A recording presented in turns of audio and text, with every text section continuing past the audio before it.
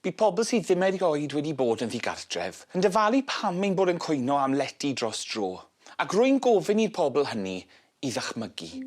Dychmygwch am ba bynnag rheswm eich bod wedi colli eich cartref ac mae hwn yw eich cartref am nawr. Dychmygwch ddŵr yn arllwys i lawr y waliau. Trydan ddim yn gweithio. Dychmygwch y gallech gael eich symud heb rybydd. Dydych chi ddim yn gwybod os mae'r gwely wnaeth otheffro ynddo, fydd y gwely y byddwch yn cysgu ynddo heno. Nawr dychmygwch os oes gennych blentyn, eich bod yn peryglu ei iechyd wrth ei roi yn y gwely gyda'r nos. Dychmygwch mai hi yw'r plentyn hwnnw. Mae'n Nadolig. Does dim unman i roi coeden nac i hongian cardiau. Ac yna dychmygwch y plentyn yn mynd nôl i'r ysgol yn clywed am Nadolig gwych ei ffrindiau. Dychmygwch mwy na 1,500 o plant yng Nghymru heb gartref y Nadolig hwn.